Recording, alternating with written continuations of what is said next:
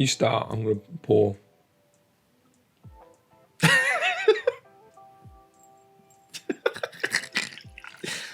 Oh dear. It's not quite ASMR or anything, but... No. Hi everybody, welcome to Daily Deco. So what is it today? Is it Thursday? Yes. Yes, it's Thursday. So We're totally on it. That's it. Today's episode of Daily Deco is sponsored by our very own Teespring store, but we're going to mention that a little bit later because we've got a special discount code for you. Let's jump straight into sort of scuba diving and interesting underwater news. So the first thing is we've sort of had a quick inside look at the submarine tour down to the Titanic. Titanic obviously sank just over 100 years ago, and people have been talking about sort of arranging these sort of submarine tours for the public to go down and see it, because we probably don't have that much time left, because down there, where in a lot of places, sort of shipwrecks, they if the water conditions are just right, they are maintained. So they're in like pristine condition. Yeah. Unfortunately, where Titanic is, it's actually just corroding away and just kind of falling in on itself. So it's going to disappear pretty quickly in sort of a generation or two. So obviously, people are quite keen to sort of see it in the flesh as much as they can. The downside is that it's going to cost you about 200,000 Australian dollars, which is about 96,000 pounds. It's a fairly expensive trip. But that, of course, includes sort of trip over to Canada. And then from Canada, you get a sort of a boat trip out, and then they'll put you in a little submersible. I think there's room for about 3 people on board, including the pilot. They'll take you down to Titanic. You get to spend, I think it's about 6 to 8 hours, sort of down onto that. I don't know if that includes like travel time and whatnot. I would assume it would do. Getting down, because it's like a mile under the water or something. But yeah, you get to spend a decent amount of time, and they'll just kind of cruise around on the outside. Obviously, I don't think they're going to go inside. They're going to ram right into it. They're gonna make the sub. They're going to try and recreate the scene in Titanic on the, with the arms and stuff, Leo. But they're going to like ram it down to the bonk. I think that's what they were kind of planning to get the Marconi machine out, because. People really wanted the it's like a telegraph machine or something. Yes. It was like the first of its kind, and people basically wanted to recover it sort of before it's just lost to the ocean. And they're like, so what we'll do is we'll just send a big like crane down, and we'll just kind of like rip open the roof. I think we did a DSM Marconi on that. Yeah, we did a Daily Scuba. Yeah. So well, do you know what though? In all honesty, if the wreck is falling apart, and that's worth something, and it's historical value, I don't see why not. Just rip, like if it's falling apart, like maybe give it a couple of years. But if it's really that dilapidated, where they literally just get an ROV down, they can literally flick the side of it and it just disintegrates, and then take that bit out. There's a lot of arguments on both sides. Obviously, a lot of people died on it, and sort of all that kind of stuff. I quite like sort of leave it where it is.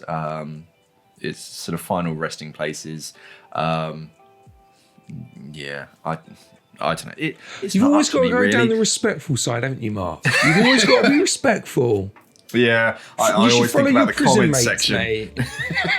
Follow your mates that steal stuff. No, don't. Okay.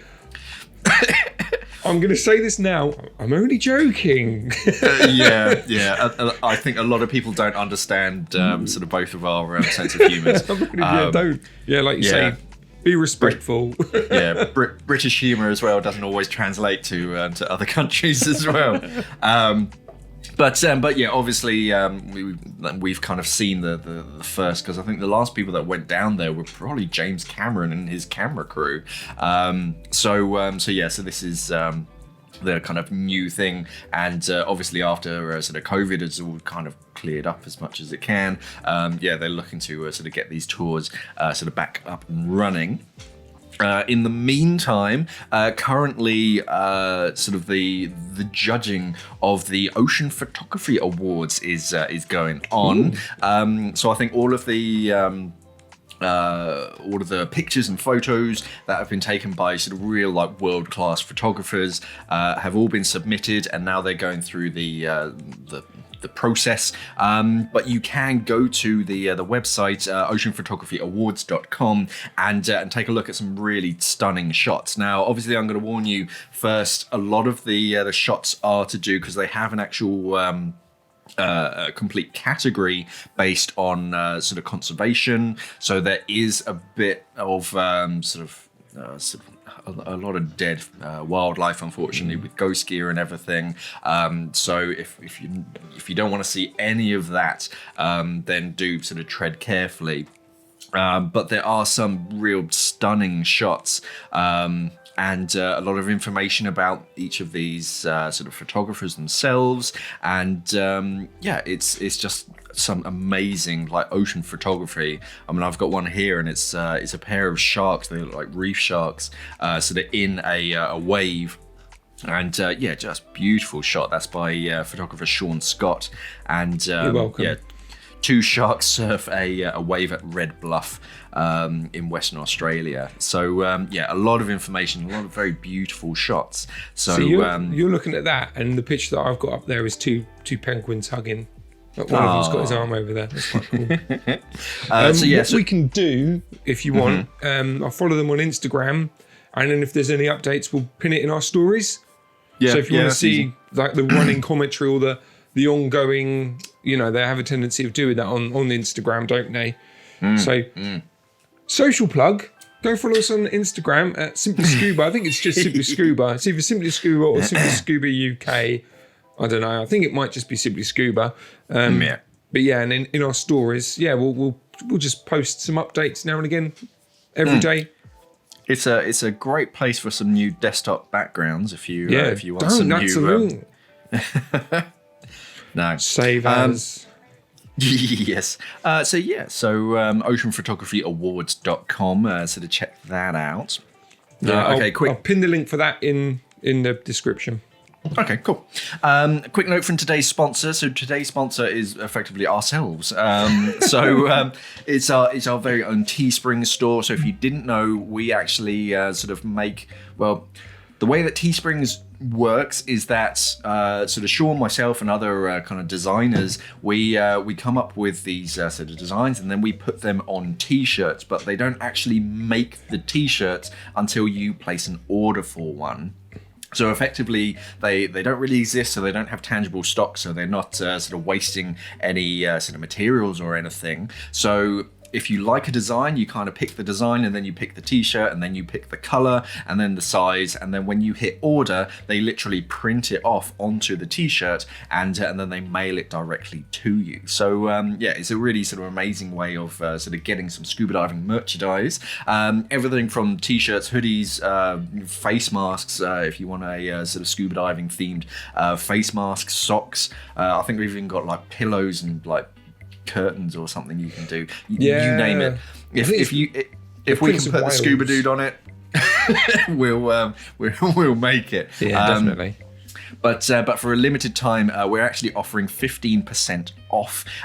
So all you need to do is use the promo code Daily Deco. That's all one word, Daily Deco, in at the checkout stage, and that will get 15% off of your order. So that's a limited time. So head over to Teesprings and sort of have a quick perusal of our Teespring store. And if you like the look of something, you can get some money off of it by using the promo code Daily Deco. Which is lovely. And before you carry on with the next story, a couple of people have commented on our Teespring store about the shipping charges. We have no control over that. Teesprings are a separate company.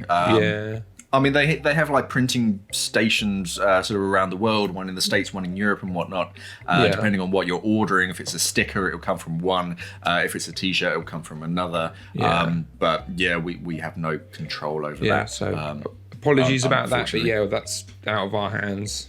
Yeah. Yeah, but it is good though. I never actually really thought about Teesprings from the environmental side, rather than them bulk printing and then wasting materials. That's it. You're not, because the alternative is that we come up with the designs, we get a t-shirt printer to sort of print off these designs, but if someone doesn't like a particular color, and then we end up with like a whole crate full of like 4 XXL and 3 triple extra smalls, then those t-shirts just go to waste. Whereas this way, nothing goes to waste because they don't make anything unless it's to a particular order. So it's more environmentally friendly. It's always good. It's cool, man. Which is what next, we're Marky Mark? all about. So the next one comes from the Bahamas. So basically, people are like complaining about sort of certain regulations and whatnot in their waters, and they're worried about sort of human-shark interactions. Basically, fishermen have been getting a lot of sort of shark interactions, and they're getting a bit worried. And they're basically saying, hey, it's like Bahamas, I don't know, politicians, you need to sort of put in some restrictions and try and like stop the sharks from doing this. And they're kind of like, no. So they basically so there's two sides to this. So there's one side that's basically saying, well, we need to put in these certain sort of laws and restrictions on people to try and get the shark population back up, and then you get the flip side of it, the kind of the fishermen and all that kind of stuff saying, well, no, we're seeing too many sharks, it's getting scary, and the sort of Bahamas National Trust have effectively kind of said, well, right, to both of you, yes, we do need sort of more sort of research into shark populations and shark movements in the areas. We don't believe we need any particular sort of actions to sort of boost up shark numbers because they seem okay at the moment. But also to like the spear fishermen and whatnot, it's like, well, yeah, if you're going into their territory and you're catching fish and you're releasing sort of blood sort of into the water, then yeah, you're going to attract sharks. So the more you do that, the more you're going to get interactions with sharks. So they're kind of, well, at the moment, we don't think there's anything that really needs to be done except more research. And I can kind of understand it because, yeah, from both sort of sides of the coin, yes, the fishermen still need to do their thing, but they just kind of need to accept that, yeah, you're going into the shark's territory, and you're catching fish. It's kind of a dangerous sort of act if you're going into the water, and it kind of comes with the territory. And from the conservation side, yes, we do need to look after sharks and maintain their numbers, if not boost their numbers. But actually, we don't have enough kind of research to really quantify and analyze sort of if we introduce something, we need to know whether it's effective or not, instead of just introducing these restrictions to whatever. So it's kind of a weird conundrum at the moment. Kind of the best action is to do nothing, although not do nothing. It's just research, just count them, see where they are, check up on their sort of motion, and then going forwards, if you make any act, then you can tell and make it a bit more quantifiable. Ooh, yes, well, we did this and the numbers went up by 10%. This is a good thing. Definitely. Yeah, I just thought it was interesting, the fact that they're not just bowing down and just going, oh, you know what, yeah, we'll do this. They're just kind of like, well, yeah, let's not jump to any conclusions. Let's not do anything silly. Let's try and sort this out. Yeah, no, that's really good. That's a good way of more people need to do that, especially when it comes to sharks. Because again, like with the fishing trade, like I come from a fishing town, Whitstable, and everyone's like, oh, fish. Like, well, actually, you know, what effect is that happening? Is it economical for what we're doing as well? You know what I mean? Is that what sort of damage is that doing to the environment? Obviously, we're not going to have sharks in Whitstable, although we have got lots of sharks in the UK. They're just not man-eaters. They're like that big. So Yeah, you get a little poor beagle who they don't look pretty friendly, but they don't do too much, and little dogfish and stuff, obviously. Yeah. So who knows? Yes, and the final news story is one that we've actually mentioned before, but about a year or so ago. Yes. So this is all about basically a mansion, like almost a castle, is still up for sale. I'll mention the price a little bit later,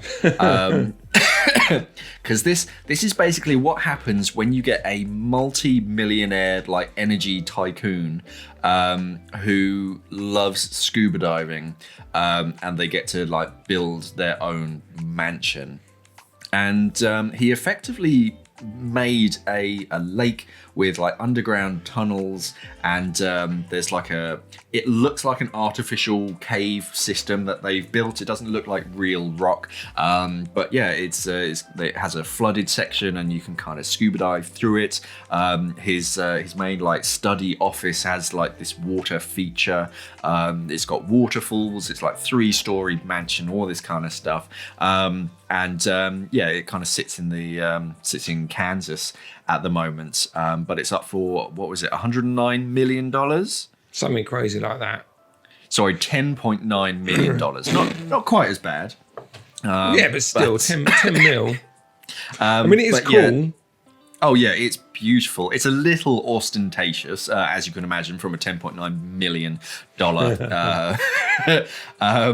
But yeah, so the chap died back in 2017, I believe. We think. Funnily enough, it's still up for sale, this property, because no one seems to have $10.9 million to invest in a 3-story mansion with like it has a separate turret just as a library or something. It's amazing. It's beautiful. So yeah, if anybody does have $10.9 million that they'd like to send myself and Shaun to go move to Kansas and buy this property, then yeah, we'll put details down below. We'll set up a GoFundMe. A GoFundMe page. Yeah, so you have a GoFundMe for people that have been ill, lost their jobs. We just want a £10 million mansion. Shaun and I want to buy this mansion. I said, no, it's fine. We'll timeshare it. That will be all of the different sort of grades, because you get different things on GoFundMe. If you sort of donate this much, you can have like a week's sort of stay, and this much you can have a weekend. No, in all honesty, it's glorious. It's like something out of what was that film, Knives Out, with sort of all this like ostentatious artwork everywhere, secret and passages and stuff. Yeah. It's just one of those. It looks absolutely stunning, but yeah, it's still on the market. Obviously, if you've never heard of it, and you do have $10.9 million lying around, we'll put a link to the realtors down below, and to our Patreon page. Yeah, just giving page. I just want a house that has a diving lake in the background. Well, just go dig some hole. You've got that hole. I do have a large hole in my garden. So just dig like a tunnel underneath, like from like your living room into that hole. I'm sure my dogs would love that. Yeah, exactly. Just do it for the dogs. That's how you get away with it. It's for the dogs. For the dogs. It's just a trap door. Yeah. Be all right. Yeah, I'm sure the foundations will love that. I say go for it. What's the worst that can happen? Your house collapses, but just go buy a new house.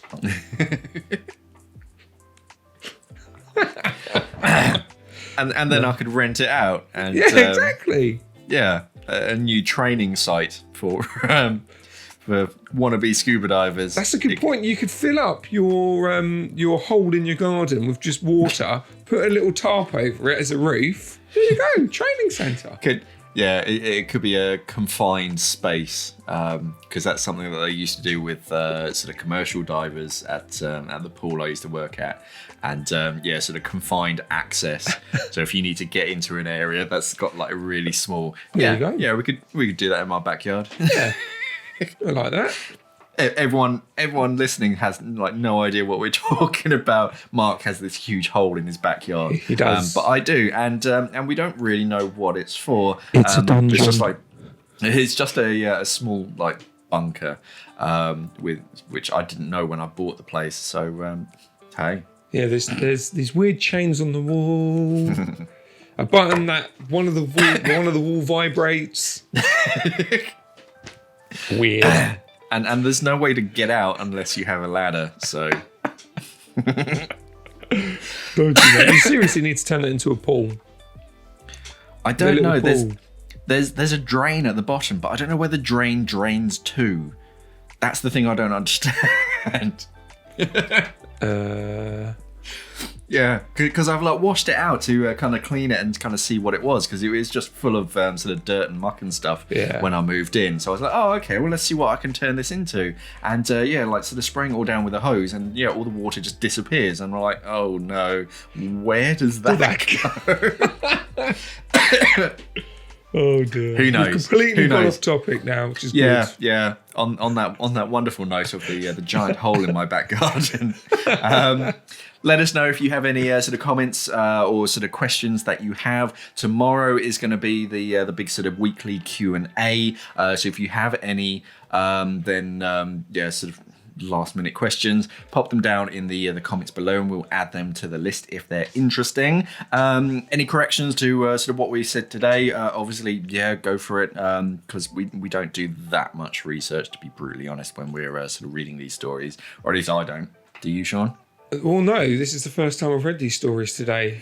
It's not like Daily Scuba News where we both script and stuff. We literally, because we can be a bit slack at the moment. It's just literally some links, and we need to mention this. We need to mention this. Yeah, hit record, I haven't go. worn a true button-up shirt in weeks. So, I'm missing the waistcoat, Mark. I'll bring it back for the Q&A. I can wear that tomorrow. I think you should. You should wear that and your monocle. The monocle is being serviced at the moment. It's in for the polisher. Oh, the polisher. Okay. Yeah, with my guy, the monocle polisher. What about the spinning bow tie? That's being lubricated. This today's video has gone from it started somewhere really good, and it's ended with spinning bow ties. Yeah, love it. My coffee smells a bit alcoholic. I've run out. Oh no, I've still got some coffee. Cool. That'll do. Anyway, any comments, questions, queries, corrections, let us know down in the comments below. If you have any news stories that you want us to cover, pop it down in the comments below. But tomorrow is going to be purely Q&A, so stay tuned for that. Don't forget to subscribe to the Simply Scuba channel, and hit that little notification bell so you're notified every time we upload a video. Thank you for watching, and of course, safe diving. Stay classy, scuba divers.